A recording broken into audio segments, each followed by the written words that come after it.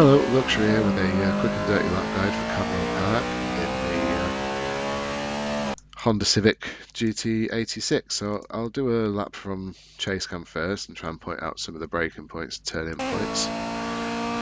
You're coming down the start and finish straight. You want to be moving over to the right-hand side of the track. Braking point is just a little bit in front of this bridge that you've got here, maybe 10 meters in front.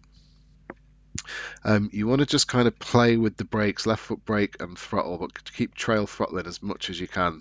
Being a front wheel drive, that extra bit of power on the wheels keeps a lot more stability in the car through the corners. Swinging it across to that left-hand curve there, and again, just as you go through, downshift, keeping the throttle in. Here you want to get sort of to the left-hand side at the top of this hill, but you want to go across to the opposite side of the road quite quickly. There's a little curve there. You can see that little curve there. Make sure your car does point at that curb, and that just lets you get the throttle on nice and quickly onto the second longest straight here, which is the Park Straight. It's all uphill, so getting a good exit from there really does make a difference. Your braking zone for the next one is going to be just after the number 2 board. So yeah, about 10 meters past the number 2 board there. I make a little mistake here. I get a bit too wide on the entry and then take too much curb. But you do actually want to bounce on this curb quite a lot and take a little bit of grass there. Not quite as much as I do. That runs the risk of being unstable, but it's just you just want to have a little dab at it there. Here you can't take this quite flat in third, so you just want to ease off the throttle a little bit as you enter the corner and then try and power out as much as you can.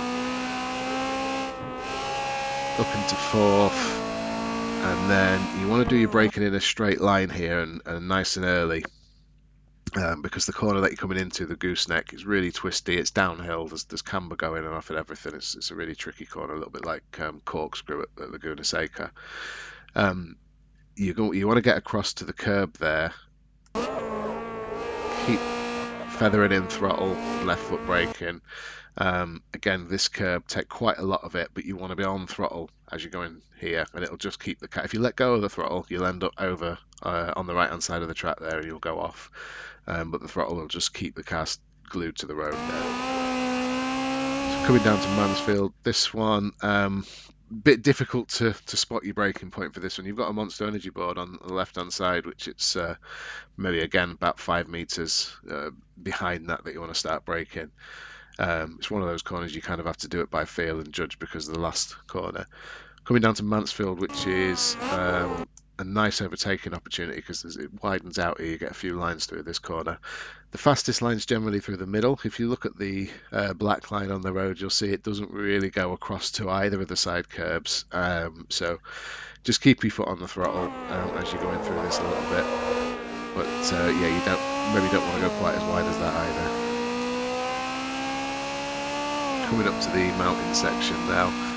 So again, tricky braking point for this one. There is again the other side of that bridge that you've just come under, so you can look at that and say 10 meters behind that maybe, but there's not really a visual point in front of you where you're braking.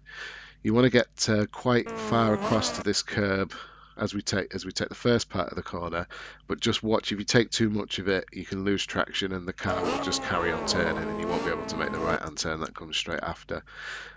You've got a big fat sausage curb there which can unsettle the car, but it's not as bad as you think it's going to be. Try and avoid it, but if you do hit it, it's not the worst thing in the world. And then just be mindful when you come at the top of the hill, the car will over rev because you're actually going to get your front wheels completely off the ground. So just don't hit it up into third quite as quickly as you think, because you may lose a little bit of power as the revs sort of catch up with themselves. Coming into Hall Bends now. Hall Bends is really tight and tricky. Best advice for this is to keep it in third. It just adds a bit of stability, even though the car probably wants to be in second. And try and straight line it as much as you can. When you come to this section here, you want to get quite a bit of this curb on the right hand side, but then immediately get it over to the left hand side. If you let it follow the round to the right as the road carries on curving that way, you'll get up on 2 wheels and you lose traction for the next section. This keeps it flatter to the road. and then coming into the second to last corner, really tight one. Get as far onto this curb again as you possibly can. It just lets you get powered out there. And then the last corner, it's tighter than it looks. You want to kind of be hitting these inside curbs and not letting the car drift out to the other pit part of the road. The camber again will just slow you down. So a nice tight line through there. On the power, up onto the start finish straight, and that's one lap of Cadwell.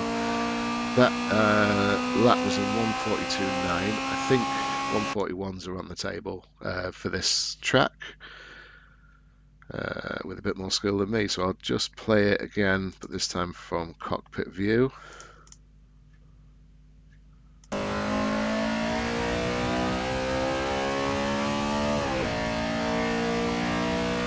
So this first section is really all about your throttle control and just keeping dabbing the throttle as you're going through. It just brings the car around to where you want it. My lines aren't particularly good here, but I just keep the speed all the way through.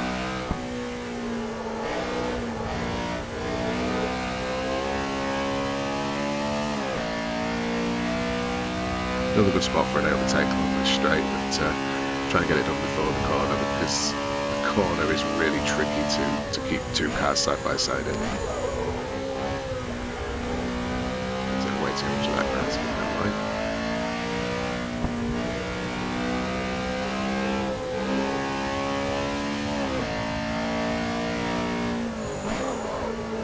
Not much of an overtaking spot here, the gooseneck, very dangerous to do so, and it usually ends up with cars all over the place, so be very careful through that one.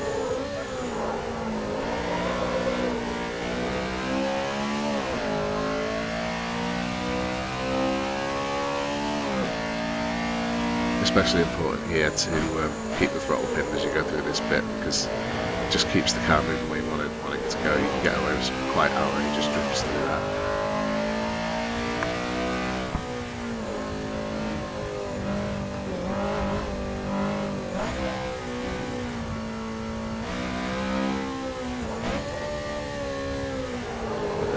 Tight on both of these inside curbs for the last two corners.